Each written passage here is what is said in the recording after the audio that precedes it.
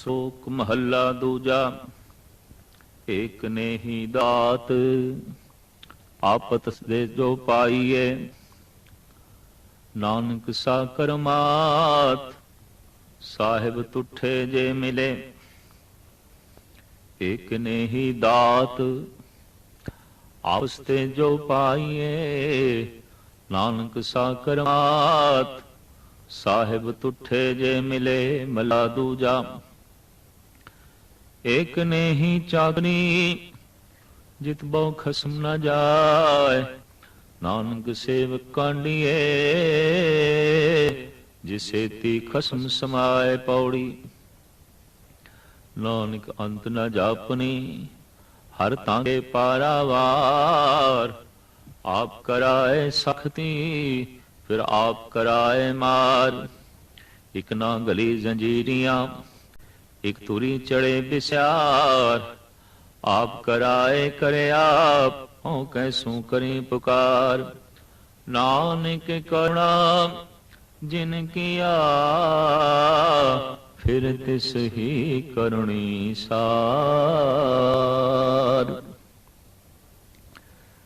तेसी पौड़ी दे नाल भी संबंधित दो श्लोक गुरु अंगद देव जी महाराज दे हैं कि अपनी चलाकी नाल अपनी मेहनत मन के जो वस्तु दात मनुख प्राप्त कर लेंदा है, साहिब ने उसनू असी प्रभु दी दात नहीं कह सकते। एक ने ही दात आपस ते जो पाईए, वो दात वास्तविक दात नहीं आउंदी।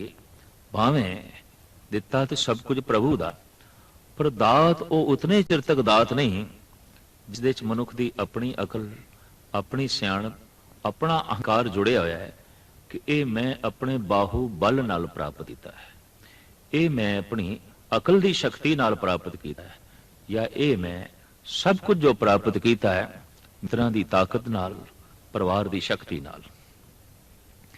किसी तरह की भी शक्ति जिहदे पिछे परमात्म बोल ना आवे, जो कुछ भी प्राप्त होंदा है महाराज कहते उसदे च भावना ही नहीं पैदा होंदी कि प्रभु दी दिती हुई दात है। अगर ये भावना पैदा हो जाए कि नहीं सब कुछ तेरी दात है, कभी बगौर मुताला करिए ये जीवन पाया है दात ही है, जिसदा ना असी कोई मुल दिता है ते ना ही किसे मेहनत उपराले नाल सानू प्राप्त होया है। ये तन सानू दान दे च मिल गया है। ये तन सब सानू प्रभु दा सब तो वड्डा दिता होया दान है। सूरज सब तो वड्डा दिता होया दान है। वगदी हुई पौन सब तो वड्डा दिता होया दान है। पर फर्क सिर्फ इतना अंदर भावना इस ढंग की पैदा होवे, एक ने ही दात आपस ते जो पाईए। गुरु अंगद देव जी महाराज फरमान करने इसनू मैं दात किस तरह मन लवां। ये दात किस तरह है जिहदे च बंदे दी अपनी अपनंत जुड़ी हुई है कि मैं ये अपनी समर्था नाल प्राप्त किया है, मैं अपनी शक्ति नाल प्राप्त किया है, मैं अपनी सियाणप ते अकल नाल प्राप्त किया है। नहीं, ये किस तरह की प्रभु की दात है। दात ते ओही है केड़ी, नानक सा करामात साहिब तुठे जो मिले। जो कुछ उसकी बख्शिश नाल प्राप्त हो जाता है, उसकी रहमत नाल प्राप्त हो जाता है। महाराज कहते उस दात नूं एक करामात जानो कि जब उसकी बख्शिश नाल प्राप्त होता है तो जगत खो नहीं सकता। अपनी अकल नाल जो प्राप्त होता है अज है तो कल नहीं होएगा। देखने दे चाहे जिस चीज दे मनुख दा अपना बाहु बल है तो ऐसी मनोत भी है, वो चीज अज है ते कल नहीं, वो खुशी अज है ते कल नहीं, वो इज्जत अज है ते कल नहीं। पर जो उसकी बख्शिश नाल प्राप्त होती है वो सदैवी आती है। महाराज कहते उसनों कोई खो नहीं सकता और उसनों ही करामात समझना चाहिए है, जिस दात नूं कोई खो नहीं सकता, जिस दात नूं कोई लै नहीं सकता। नानक सा करामात साहिब तुठे जो मिले। एक ने ही चाकरी जित बखसम ना जाए। दूसरा श्लोक महाराज कहते एक इस तरह का सेवक भाव कि मालिक का डर ही बनया होया है। साडे देश आम एक कहावत धार्मिक दुनिया प्रचलित है कि वडियाई धार्मिक तौर पर करनी है तो कह दिता जाता है ईश्वर भीरू है, ये ईश्वर का डर मनण वाला है, परमात्मा का डर मनण वाला है। डर ये शब्द ही ऐसा है जिस तो डर लगेगा वो देव समान देवतियां समान नहीं प्रतीत होगा, वो तो भूत प्रेत लगेगा। जिस तो डर लगता है लाजमी है वो डरावना होगा। चिड़िया नूं डराना है, पंछियां नूं डरावना है तो एक भयंकर जिहा चोला पाटिया होया लटका के किसान रख देंदा है, उन्हों डरावना कहने। ज्यों डरना खेत माहे डराया, क्या परमात्मा भी इसी तरीके दा है? और तू कह रहे हैं कि मैं उस तो डरदा, मैं उस तो डरदा, तो ये मतलब वो डरा रहे है, तू डर रहे हैं, या उसका रंग रूप ही ऐसा है कि तेरे उत्ते ऐसा प्रभाव है गया है कि तू डर रहे हैं। गुरु अंगद देव जी महाराज इस तरह के सुभाव नूं ईश्वर सुभाव ते ईश्वरी गुण नहीं मनते। एक ने ही चाकरी जित, एक इस तरह का सेव भाव है कि मालिक का डर बने होया, बड़ा भारी डर। जिथे जिथे गुरु ग्रंथ साहब जी महाराज दे डर शब्द आया भी है, परमात्मा का डर, वो परमात्मा का अदब। अदब करना होर गल है, डरना होर गल है। अदब ते करदा है मनुख गुणा तो प्रभावित होके, ते डरदा है कठोरता तो प्रभावित होके, उदी ज़माना तरबियत तो प्रभावित होके, उदे जुल्म प्रभावित होके डरदा है। अगर परमात्मा का डर बनिया होया है तो परमात्मा की तस्वीर बड़ी डरावनी होगी। परमात्मा का अदब बनना है तो परमात्मा की तस्वीर बड़ी भरी होगी। भगत आगदे च नहीं रहिंदा जो निर्भव का जाप करता है, निर्भय की बंदगी निर्भव विच लीन होंदा है। साथ एक इस तरह की चाकरी, एक इस तरह का सेवक भाव कहंदा पिया कि मैं उस तो डर रहा, तो तेरा ऐसा कहना इस गल का सबूत है कि ईश्वर की तस्वीर कोई मोही ते प्यारी नहीं है, कोई दैवी गुणा नाल सम्मिलित नहीं है। मनुख डरदा उस तो है जिस जुल्म तो प्रभावित होवे, मनुख अदब उथे करदा है जिस दे प्यार तो प्रभावित होवे, जिस दे गुणा तो प्रभावित होवे। अदब करके कोई झुक रहा है, ये गल होर है, डर के कोई झुक रहा है, गल कोई होर है। दो तरह के बंदे झुकते ने किसी दे अगों, एक डर दे मारे हुए झुकते ने, एक अदब करके झुकते ने। जो डर दा मारे हुए झुक रहा है उसकी कठोरता का भय है, उहदे जुल्म ते अत्याचार का भय है, झुकते ने। बड़े बड़े जालम सजदे आउंदे ने, बड़े बड़े दुष्टां नूं सजदे आउंदे ने, बड़े बड़े गुंडियां नूं सलामां आउंदियां ने, डर भय। लेकिन भगत नूं भी कोई झुक रहा है, एक संत नूं भी कोई झुक रहा है, तो डर दा मारिया होया नहीं, अदब करके गुणा का प्रभाव पै रहा है। ते संत कोल भी डर के कोई झुक रहा है, बस लो संत संत नहीं है, दुष्ट होवेगा। किसी भगत नूं कोई झुक रहा है पर डरदा मारा झुक रहा है, भगत भगत नहीं होवेगा, कोई आम सारिक सता का मालिक होवेगा। ये दैवी गुणा का मालिक नहीं है। जो दैवी गुणा का मालिक है मनुख उसके अगों झुकता है, अदब करके झुकता है, गुणा का उसदे ते प्रभाव पै गया है, पर उसदे ते जुल्म का प्रभाव पै गया है। और इतना प्रभाव पै गया है ते अप बचाव लई डर के झुकना उहदे कोल हथियार रहे, होर कुछ है ही नहीं। हुण झुक जाए डरदा मारा। पर महाराज कहंदे ने परमात्मा दी सेवी नूं असीं सेवकी नहीं मनदे जो डर नाल कीती जा रही है, क्योंकि परमात्मा दी तस्वीर ऐसी नहीं। अक्सर देखिया है कि लोगों ने जो नरक का चित्रण किया होया है, कुंभी नरक, भी किसी नूं उबलदे तेज उबालिया जा रहा है, किसी नूं बिष्टा दे सुटिया जा रहा है, किसी दे शरीर टुकड़े टुकड़े किए जा रहे हैं, किसी दी जबान कट्टी जा रही है, किसी नूं दुफाड़ किया जा रहा है, और किसी नूं आरे नाल चीरिया जा रहा है। नरक दीयां जिहड़ियां तस्वीरां मिलदियां ने वो यही दियां ने। अगर यही सब कुछ परमात्मा कर रहा है, किसी नूं आरे नाल चीर रहा है, किसी नूं गंदगी दे सुट रहा है, किसी नूं गरम तेल दे जो है वो तल रहा है, तो किसी नूं उबलदे पानी दे वो उबाल रहा है, तो परमात्मा रहमत दा सागर नहीं है, वो तो एक महान कठोर होगा। वो दया की मूर्ति नहीं है, वो एक हुक्मरान ते जालिम दी जो है मूर्ति होवेगी। मनुख ने ऐसी कल्पना परमात्मा दी कीती है। अगर ऐसा परमात्मा है तो डर के ही सजदा हो सकता है, अदब नाल सजदा नहीं हो सकता, भावना नाल सजदा नहीं सकता, प्यार नाल सजदा नहीं हो सकता, डर के ही सजदा हो सकता है। महाराज कहने नहीं, प्रभु ते ऐसा मनमोहन है, वो ते ऐसा कोमल है, वो ते ऐसा प्यारा है, जद भी भगत झुकते ने उसके गुणों तो प्रभावित होके, ਉਹਦੇ ਸੁਭਾਅ ਤੋਂ ਪ੍ਰਭਾਵਿਤ ਹੋ ਕੇ, ਉਹਦੇ ਪਿਆਰ ਤੋਂ ਪ੍ਰਭਾਵਿਤ ਹੋ ਕੇ। तो दो तरह का झुकना सारे जगत दे मौजूद है, डर करके झुकना, अदब करके झुकना।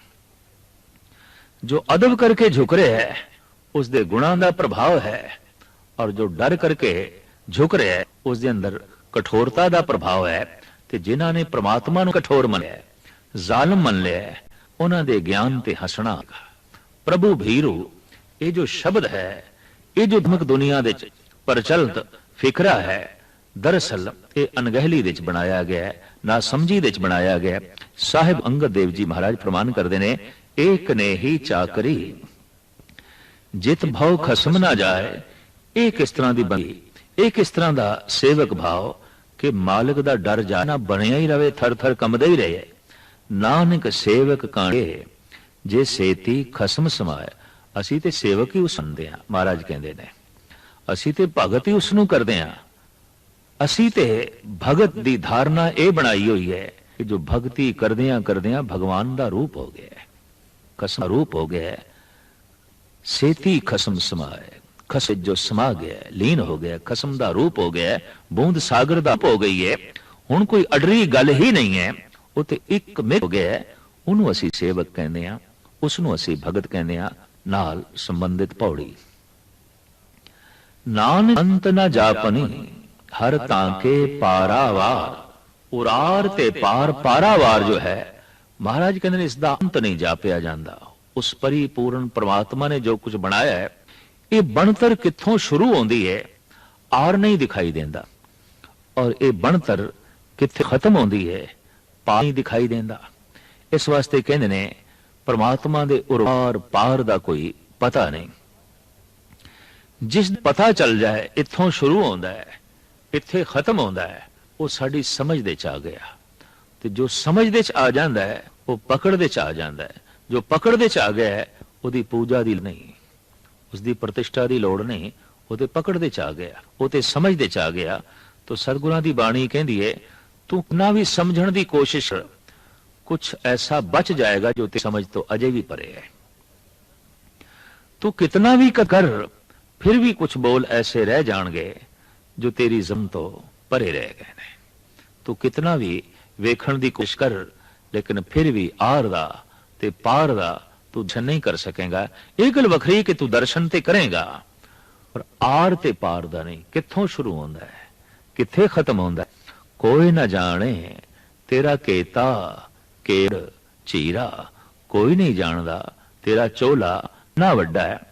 बाकी हर चीज का सी जगत दिश देखना और आर पार देख लेंदे हैं।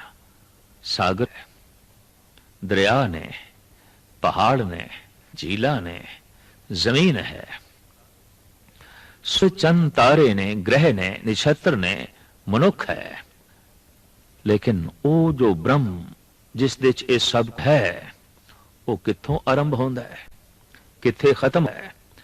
और जब उसका कोई पता नहीं तो वो जिथे जिथे है उत्थे उत्थे तक उसकी बनतर भी है, उसकी बनावट भी है। जिथे जिथे तक निरंक है उत्थे उत्थे तक संसार भी है। तो निरंक का अंत नहीं, संसार का भी अंत नहीं। बहुत अथाह दुनिया उस परिपूर्ण परमात्मा ने बनाई है। तो महाराज ने नानक अंत न जापने हर तांक पारावार।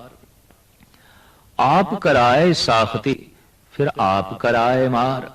साखती पर्शियन दस है, साखती तो मुराद है बनाना, साखी बनाना। आप ही वो बनांदा है जगत नो, फिर आप कराए मार ते आप ही मिटा देंदा है। उत्पत्ति करन वाला ओ आप, परले करन वाला ओ आप। ਐਸੀ ਦੀ ਇੱਕ ਲੀਲਾ, ਐਸਾ ਉਸ ਦਾ ਇੱਕ ਖੇਲ ਜੋ ਅਨੰਤ ਕਾਲ ਤੋਂ ਖੇਲਿਆ ਆ ਰਿਹਾ ਹੈ, ਜੋ ਬਣ ਰਿਹਾ ਹੈ, ਮਿਟ ਰਿਹਾ ਹੈ, ਬਣ ਰਿਹਾ ਹੈ, ਮਿਟ ਰਿਹਾ ਹੈ, ਪਰ ਨਾ ਉਸ ਦੇ ਹੱਥੋਂ ਹੋ ਰਿਹਾ ਹੈ, ਮਿਟਣਾ ਵੀ ਉਸ ਦੇ ਹੱਥੋਂ ਹੋ ਰਿਹਾ, ਨਾ ਕੋਈ ਹੋਰ ਬਣਾਉਣ ਵਾਲਾ, ਨਾ ਕੋਈ ਹੋਰ ਮਿਟਾਉਣ ਵਾਲਾ। ਇਸ ਵਾਸਤੇ ਸਾਹਿਬ ਕਹਿੰਦੇ ਨੇ, ਆਪ ਕਰਾਏ ਸਾਖਤੀ ਫਿਰ ਆਪ ਕਰਾਏ ਮਾਰ, ਇੱਕ ਨਾ ਗਲੀ ਡੀਰੀਆਂ ਇੱਕ ਤੁਰੀ ਚੜੇ ਬਿਸਿਆਰ। ਮਹਾਰਾਜ ਕਹਿੰਦੇ ਮੈਂ ਦੇਖ ਕੇ ਹੈਰਾਨ ਹਾਂ ਕਿ ਇੱਕ ਨਾ ਦੇ ਤੇ ਗਲ ਦੇ ਚ ਜ਼ੰਜੀਰਾਂ ਨੇ, ਜੈਸੇ ਘੋੜੇ ਦੇ ਮੂੰਹ ਦੇ ਚ ਲਗਾਮ ਹੈ, ਗਲ ਦੇ ਚ ਜ਼ੰਜੀਰ ਹੈ, ਇੱਕ ਤੁਰੀ ਚੜੇ ਬਿਸਿਆਰ, ਇੱਕ ਬਹੁਤੇ ਉਹ ਨੇ ਜੋ ਉੱਪਰ ਅਸਵਾਰ ਨੇ ਘੋੜਿਆਂ ਦੇ, ਔਰ ਇਤਨੇ ਘੋੜੇ ਨੇ ਜਿਨ੍ਹਾਂ ਦੇ ਮੂੰਹ ਦੇ ਚ ਲਗਾਮ ਹੈ, ਗਲੇ ਦੇ ਚ ਰੱਸੀ ਹੈ। ਮਹਾਰਾਜ ਕਹਿੰਦੇ ਕਮਾਲ ਦੀ ਗੱਲ, ਦੇ ਗਲੇ ਦੇ ਚ ਰੱਸੀ ਹੈ ਔਰ ਇੱਕ ਉੱਪਰ ਬੈਠਾ ਹੈ।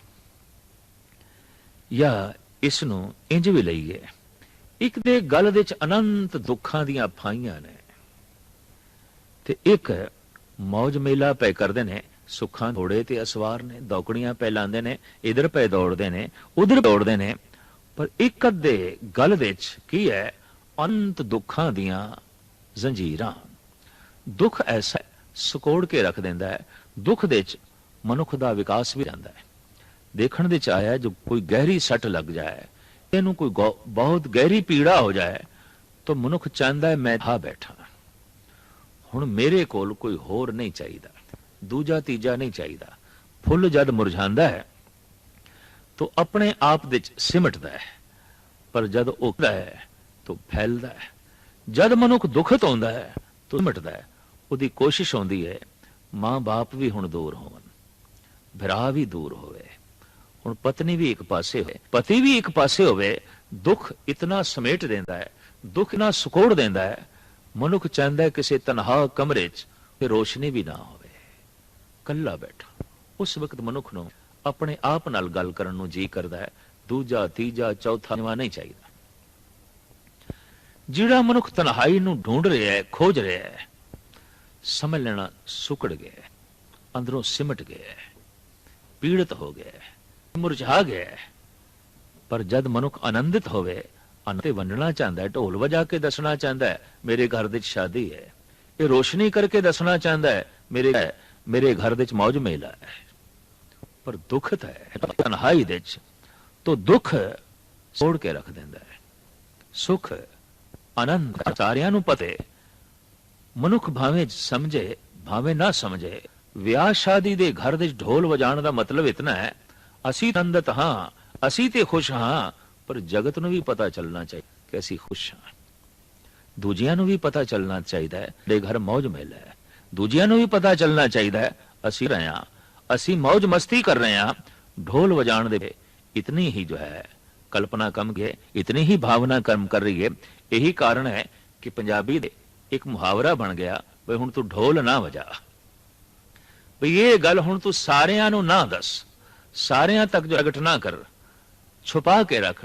ਢੋਲ ਵਜਾਣ ਦਾ ਤੇ ਮਤਲਬ ਹੈ ਸਾਰਿਆਂ ਨੂੰ ਦੱਸਣਾ। ਤਾਂ ਜਿਸ ਘਰ ਦੇ ਢੋਲ ਵਜਨ ਖੁਸ਼ੀ ਹੈ, ਤੇ ਖੁਸ਼ੀ ਤੇ ਮਨੁੱਖ ਸਾਰਿਆਂ ਨੂੰ ਦੱਸ ਦੇਣਾ ਚਾਹੁੰਦਾ ਹੈ। ਦੁੱਖ ਹੈ, ਕੋਈ ਗਹਿਰੀ ਪੀੜ ਹੈ, ਬਹੁਤ ਗਹਿਰੀ ਸੱਟ ਲਈ ਹੈ, ਗੋਸ਼ਾ ਤਨਹਾਈ ਚ ਚਲਾ ਜਾਂਦਾ ਹੈ, ਇਕਾਂਤ ਕਮਰੇ ਚ ਬੈਠ ਜਾਂਦਾ ਹੈ, ਕਹਿੰਦਾ ਹੁਣ ਦੂਜਾ ਨਹੀਂ ਚਾਹੀਦਾ, ਤੀਜਾ ਨਹੀਂ ਚਾਹੀਦਾ, ਇਹ ਸੁਕੜਨਾ ਹੈ। ਤਾਂ ਮਹਾਰਾਜ ਕਹਿੰਦੇ ਦੇਖਦੇ ਹਾਂ ਇੱਕ ਅੱਧੇ ਦੇ ਤੇ ਦੁੱਖੀਆਂ ਜ਼ੰਜੀਰਾਂ ਹੀ ਜ਼ੰਜੀਰਾਂ ਨੇ, ਜਕੜੇ ਹੋਏ ਨੇ, ਪਕੜੇ ਹੋਏ ਨੇ, ਸੀਮਤ ਜਿਹੀਆਂ ਬੈਠੇ ਨੇ। ਇੱਕ ਧੁਰੀ ਚੜੇ ਬੇਸਿਆਰ, ਇੱਕ ਬਹੁਤੇ ਉਹ ਨੇ ਘੋੜਿਆਂ ਤੇ ਅਸਵਾਰ ਨੇ, ਸੁੱਖਾਂ ਦੇ ਘੋੜਿਆਂ ਤੇ ਅਸਵਾਰ ਨੇ, ਮੌਜ ਮਹਿਲਾ ਪੇ ਜੋ ਹੈ ਕਰਦੇ ਨੇ, ਭਜਦੇ ਦੌੜਦੇ ਫਿਰਦੇ ਪਏ ਨੇ। ਆਪ ਕਰਾਏ ਕਰੇ ਆਪ, ਹਉ ਕੈਸੋਂ ਕਰੀ ਪੁਕਾਰ। ਪਰ ਇਹ ਸਾਰਾ ਖੇਲ ਪ੍ਰਭੂ ਆਪ ਕਰਦਾ ਹੈ, ਕਿਸ ਦੇ ਯਾਦ ਕਰੀਏ? ਉਸ ਤੋਂ ਇਲਾਵਾ ਹੋਰ ਕਿਸ ਦੇ ਅੱਗੇ ਕਰੀਏ? ਕਿ ਇੱਕ ਨੇ ਦੇ ਗਲੀਆਂ ਦੇ ਜ਼ੰਜੀਰਾਂ, ਇੱਕ ਨਾ ਦੇ ਗਲ ਜਕੜੇ ਹੋਏ, ਇੱਕ ਬਹੁਤ ਤੋਲ ਰਹੇ ਨੇ, ਆਪਣੀ ਖੁਸ਼ੀ ਨੂੰ ਦੱਸ ਰਹੇ ਨੇ, ਤੇ ਇੱਕ ਨਾ ਦੇ ਗਲ ਦੇ ਭਾਈ ਆਵਾਜ਼ ਵੀ ਨਹੀਂ ਨਿਕਲਦੀ, ਬੋਲ ਵੀ ਨਹੀਂ ਨਿਕਲਦਾ। ਕਹਿੰਦੇ ਨੇ ਇਹ ਫਰਿਆਦ ਕਿਸ ਦੇ ਅੱਗੋਂ ਕਰੀਏ, ਜਦ ਸਾਰਾ ਕਰਨਾ ਉਸ ਪ੍ਰਭੂ ਤੋਂ ਹੋ ਰਿਹਾ ਹੈ, ਸਾਰੀ ਸਾਖਤੀ ਪ੍ਰਭੂ ਤੋਂ ਹੋ ਰਹੀ ਹੈ, ਸਾਰੀ ਲੀਲਾ ਉਸ ਪ੍ਰਭੂ ਤੋਂ ਹੋ ਰਹੀ ਹੈ। ਇਹਦੇ ਵਿੱਚ ਮਹਾਰਾਜ ਕਹਿੰਦੇ ਨੇ ਨਾਨਕ ਕਰਨਾ ਜਿਨ ਕੀਆ फिर तिस ही करणी सार। उस परिपूर्ण परमात्मा ने जो कुछ ये जगत बनाया है करना, उसने जो कुछ ये कीता है दरअसल संभाल भी वो करता है। ऐसा नहीं कि बना के वो एक से बैठ गया ते संभाल नहीं कर रहा। अभागी वो मां, दुष्ट है वो मां जो बच्चे ਨੂੰ जन्म दे के बेफिक्र हो गई है, बच्चे ਦੀ ਸਾਰ नहीं ਲੈਂਦੀ ਪਈ, ਬੱਚੇ ਦੇ ਰੋਣੇ ਨੂੰ ਅਣਗਹਿਲਾ ਕਰ ਰਹੀ ਹੈ। ਉਹ ਭੁੱਖ ਨਾਲ ਤੜਪ ਰਿਹਾ ਹੈ, ਇਹ ਪ੍ਰਵਾਹ ਨਹੀਂ ਕਰਦੀ। ਨਹੀਂ ਹੋਏਗੀ, ਇਹ ਤੇ ਦੁਸ਼ਟ ਹੋਵੇਗੀ। ਸਾਰਾ ਸੰਸਾਰ ਬਣਾਇਆ ਪ੍ਰਮਾਤਮਾ ਨੇ ਇਸ ਤਰੀਕੇ ਨਾਲ ਉਹ ਜਨਮ ਹੈ, ਮਾਂ ਵੀ ਹੈ, ਤੇ ਉਹ ਬੇਫਿਕਰ ਹੋ ਜਾਏ, ਇੱਕ ਪਾਸੇ ਹੋ ਜਾਏ, ਸਾਰ ਹੀ ਨਾ ਲਵੇ। महाराज कहते हैं ऐसी गल नानक करना जिन किया फिर करनी सार। जिसने ये सारा जगत बनवाया, ब्रह्मंड बनाया, बनतर बनाई है, सार भी वो आप कर रहे, संभाल भी वो आप कर रहे हैं। देखने दे चाया है वाकई जर्रे तो लेके सूरज तक वो संभाल कर रहे हैं। तदी ते सब कुछ नियम दे चल रहे हैं, मर्यादा दे चल रहे। अगर उसकी संभाल ना होवे तो साडे शरीर दे च भी बेन हो सकती है। हो सकता है साडे दंद सिर ते जा लगन, साडे हाथ थल्ले रह जान, लत्तां उपर हो जान, होता है नक पिछे लगे, अखां अगों लग जान। नहीं, ये जिहड़ी तरतीब है, ये जिहड़ी बनतर है, स्पष्ट दिखाई दे रहा है कि संभाल है उसकी। और नियम नूं जिहड़ा कायम रखना है, हमेशा लई कायम रखना है। इस नियम दे च कोई तब्दीली ना होवे, परिवर्तन ना होवे। ये नियम अज हल टूट ना जाए, ये जो सदैवी लागू है, इस तो ही स्पष्ट है कि संभाल कर रहे हैं, देख रेख कर रहे हैं। तो साहिब अंगद देव जी महाराज कहते ने, हे बंदे निश्चित रहे तू, चिंता परमात्मा नु है। महाराज आप भी कहते ना चिंत, चिंता है करते, चिंतन कर। चिंता ते परमात्मा करता पे, सो करता चिंता करे जिन उपाय जग। महाराज कहते ने जिसने ये जगत बनाया है वो तो चिंता कर रहे, वो तो संभाल कर रहे, वो तो देख रेख जो है कर रहे है। इस वास्ते भूल के भी चिंता ना कर। चिंता नु तू एक पास कर, क्यों कि जर्रे जर्रे दी वो संभाल है।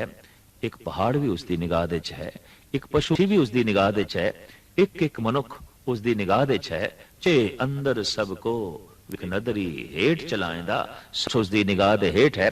तो महाराज कहते नानक करना जिया फिर तिस ही करनी सार। जिस करते पे ये सारी जना बनाई है, आप ही उसकी जरी संभाल कर रहे हैं, सुचेत होके संभाल कर रहे हैं। जद वो संभाल कर रहे हैं तो एक अद्धे गले दे जंजीरा के, जद वो संभाल कर रहे हैं तो मौज मेले दे घोड़ियां ते असवार किस तरह ने, मस्तियां जो है किस तरह पै कर देने।